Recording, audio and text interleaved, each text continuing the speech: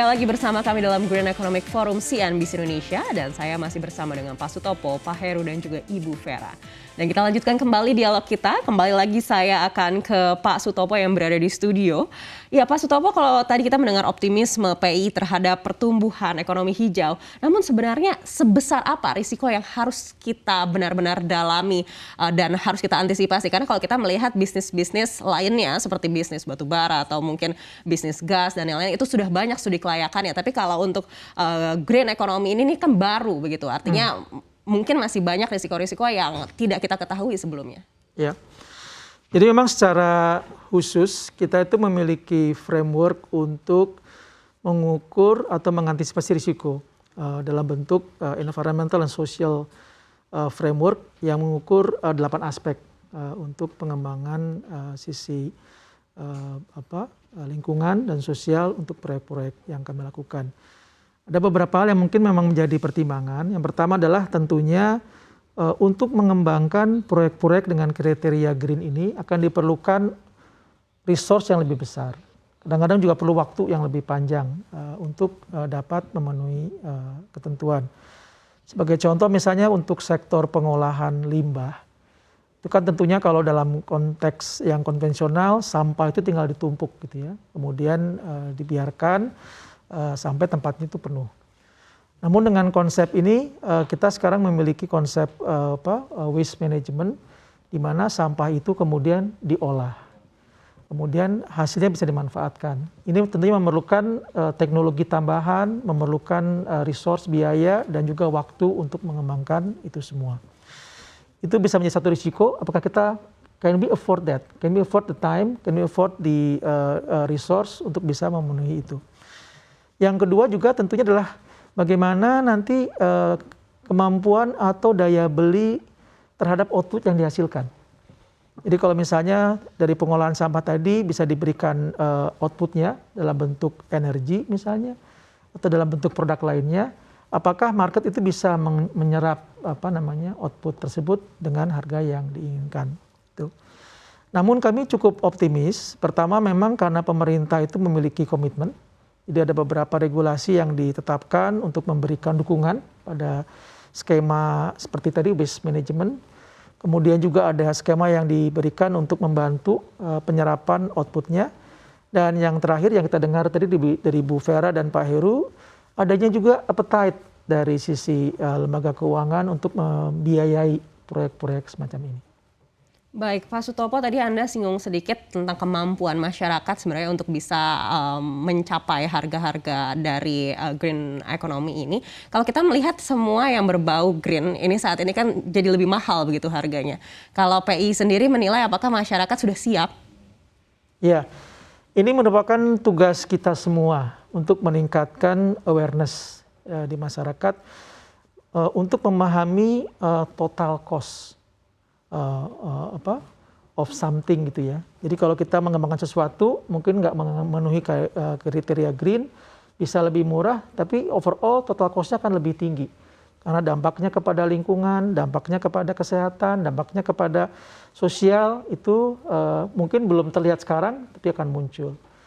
Nah dengan pemahaman ini diharapkan ada kesadaran gitu. Kita bisa melakukan pembayaran atau pembelian memang dengan sedikit premium, tapi secara jangka panjang itu cost-nya akan lebih murah ketimbang kita harus membayar hidden cost yang tadinya belum kita perhitungkan sekarang. Ini yang kami lihat awareness ini sekarang makin berkembang, makin meluas. Demikian pula komitmen dari pemerintah juga makin kuat. Dan bukan hanya di sisi pemerintah, tapi juga di masyarakat juga makin berkembang adanya upaya-upaya secara mandiri untuk mengembangkan kesadaran ini. Baik, awareness ini menjadi kunci ya, seperti yang tadi juga disampaikan oleh Ibu Vera dari Bank BCA. Kita akan beralih juga ke Pak Heru dari Bank DBS. Pak Heru, kalau di Bank DBS sendiri seperti apa cara mengantisipasi risiko-risiko studi kelayakan untuk bisnis-bisnis green economy ini? Ya, terima kasih. Jadi kalau dari sisi risk assessment, risiko fundamental yang kita lihat itu adalah seperti Pak Sutopo sampaikan, adalah kesiapan perusahaan baik dari sisi operasional maupun eksekusi. Dari sana dari sisi operasional maupun eksekusi itu akan tercermin ke dalam resiko finansial dan keberlanjutan untuk kedepannya. Jadi secara internal kami juga sudah memiliki kerangka analisa resiko untuk dapat mengukur kira-kira sebesar apa pembiayaan yang kita comfortable untuk membiayai suatu proyek dan berapa besar jumlah ekuitas yang harus dibayarkan oleh pemilik proyek dalam rangka menghitung debt to equity ratio. Jadi seperti di dunia perbankan lainnya, memang kami melihat risiko lebih kepada operational risk karena memang contohnya untuk suatu perusahaan yang akan masuk ke transition financing, misalnya dari coal mine mereka mau masuk ke nickel mine, itu memang ada risiko eksekusi dan risiko operasional, dan sebagai analisa lanjutan kami juga melihat financial risk sebagai risiko utama dalam analisa kami.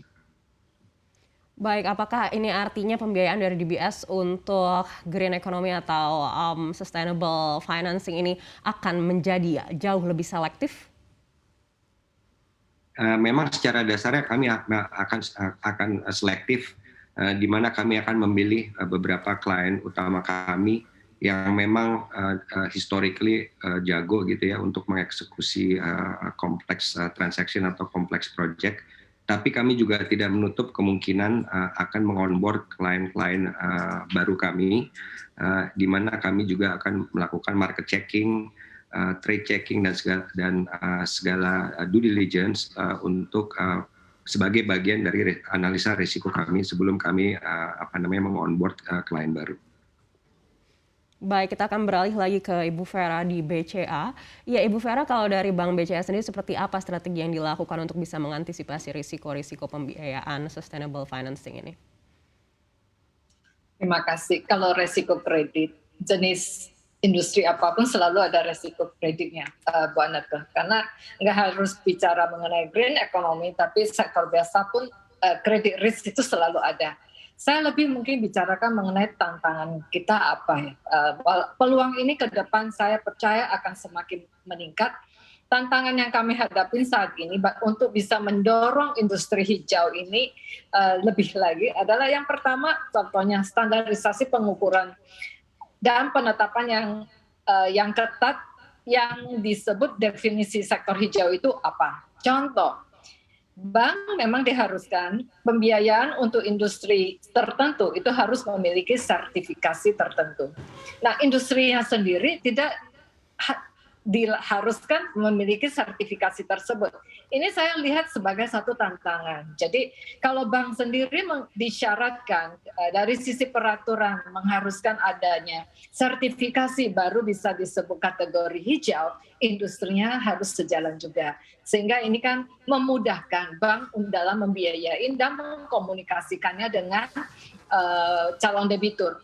Yang kedua, saya lihat perlu juga dari semua pihak memberikan insentif yang pas terhadap pembiayaan hijau, sehingga menarik dari sisi pelaku usaha. Tadi Pak Wahyu katakan cost daripada cost daripada produk green ini belum tentu lebih murah. Itu benar.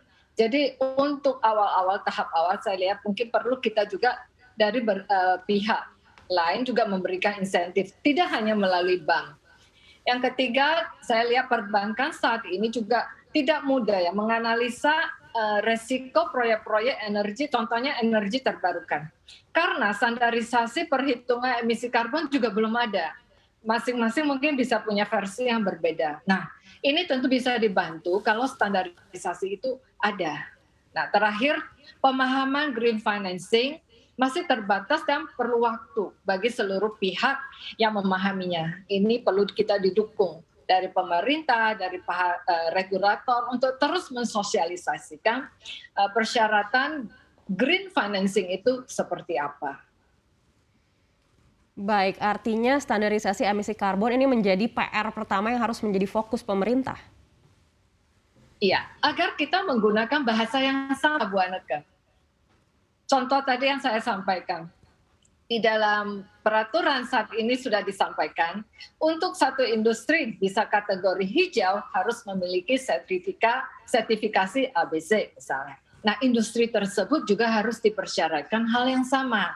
Tentu ini akan sangat memudahkan pada saat bank akan membiayai atau mengevaluasi resiko kredit itu sendiri. Baik, ini menarik untuk kita bahas lebih dalam. Coba kita tanyakan ke Pak Sutopo. Pak Sutopo, kalau Anda sendiri setuju dengan apa yang tadi disampaikan Ibu Vera? Ya, memang to some extent, bahkan secara global ya, kita memang belum memiliki standar yang berlaku secara umum untuk kriteria industri hijau ini. Namun demikian, itu ada framework yang berlaku secara lebih luas, bagaimana kita bisa mengukur dan bisa mengelola risiko yang berkaitan dengan aspek lingkungan dan sosial. Jadi ini yang disebut dengan Environmental and Social Management Framework. Ini yang secara umum bisa diterima oleh lembaga-lembaga multilateral, lembaga keuangan internasional dalam mengukur risiko sesuatu proyek. Tadi menarik Bu Vera sampaikan mengenai interest terhadap pembiayaan untuk proyek-proyek yang berbasis green ini. Salah satunya misalnya adalah dalam waktu dekat ini mungkin kita juga memiliki rencana karena ada program pemerintah untuk membangun waste management di Jawa Barat yang akan mengelola 1,6 sampai 2 juta ton dari limbah setiap harinya. Itu memerlukan pembiayaan sekitar 3,56 triliun. Nah, di sini pemerintah sudah memberikan komitmen untuk memberikan dukungan dalam bentuk viability gap funding. Tadi yang Bu Vera sampaikan, bagaimana para pihak bisa ikut membantu. Jadi sebagian dari capex tadi itu akan disediakan oleh pemerintah lewat skema viability gap funding. Kita tinggal melihat bagaimana lembaga keuangan akan merespon kebutuhan akan pembiayaan sisanya. Karena ini sangat penting bisa mengelola persampahan dari 5-6 kabupaten kota di Jawa Barat. Ini saya kira bisa menjadi satu case bagaimana pandangan dari lender, dari lembaga keuangan terhadap prospek dari sebuah proyek yang berbasis green seperti ini. Baik Pak Sutopo, Ibu Vera dan juga Pak Heru, kita akan lanjutkan lebih dalam lagi dialognya usai jeda. Kami harus break sejenak. Pastikan Anda tetap bersama kami dalam dialog program Green Economic Forum. Kami akan kembali sesaat lagi.